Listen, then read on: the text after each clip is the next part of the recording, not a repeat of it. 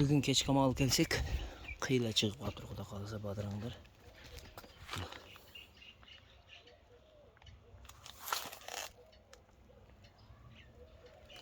Мына пешканы бұл жаққа шығып тұр. Бұларға ушундай болып шыққанда первикур деген дары бар. Ошондон прискоритель менен чөмүлтүрүп чачып коюш керек. Буга черный ножка деп бул бадыраң чыкканда мына ушул сабагынын ушул жеринен чирейт. Ошол чириктин алдын алыш үчүн ол кимдир бирөөнүн бадыраң эгет көчөт кылат, просто болуп кете берет. Кимдир бирөөдө окшошпойт. Ошол оору түшөт дагы бир күн эмес, бир 2-3 саат эле кырылып калат. Ошол оору түшсө. Ошол оорунун алдын алыш үчүн мына фитоспорин 90 элемент бар ичинде. Бул грибковый тамыр чиришин эң главныйынан сууну көп куюп койгондо тамыр чирийт. Бул кичинекей көчөт, тамыры ал өрчөйлүк көчөдө. Ошо чириктин алдын алат, грибковый оорулардын алдын алат, бактериальный оорулардын алдын алат. Ошо бул химия эмес, эң таза азык. 90 элементи бар ичиндечи.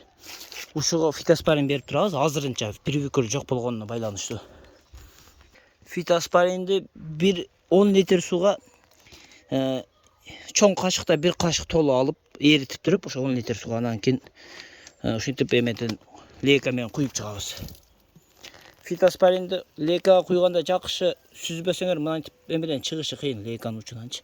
Мусор туруп кала берет. Ушу менен фитоспорин менен жакшы сугарып коебуз дагы.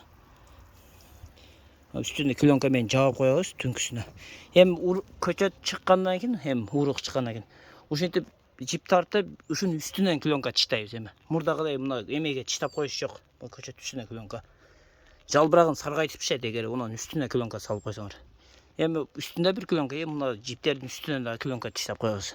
Как жуурган чыштагандай, жатканда үстүнгө жуурган чыштап алсаң, салбаса мында более эме болуп жатасың, худо ошо сыяктуу болот да.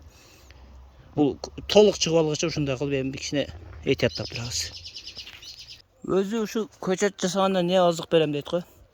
Фитоспорин менен гумми деген эме бар. Ушунда худо ушундай фитоспорин пастасында гумми деп сыртта жазылган. Ошо экөөнү берип турса, көчөткө өсө өтө жакшы азык. Башка дарыны айылда, үйдө. Ошо айылда азыраак көчөт кылам дегендер, ошо гумми менен фитоспорин менен эле көчөт жасап койсо болот. Ага эч кандай азык, кошумча азык бербей, башка азыктарды күйдүрүп коюш ыктымалдуусу бар. Эң жакшы ошо гумми менен фитоспоринди берип турсалар, булар органикалык биринчиден, анан арзаныраак да чөнтөккө. Ошол деле жетиштүү негизичи. Мындай көп эмеде эгип кичине профессионалдуу кылам дегендер, эми алар өздөрү билет не алып, не кылыштычы. Ошо начальный этапта ушу фитоспорин менен гумми бул өтө чоң эме жардам дейт. Фитоспоринди жакшы эритпесең ушинтип тешиги тосуп калат. Кыйнайт ушинтип акыры калгандачы.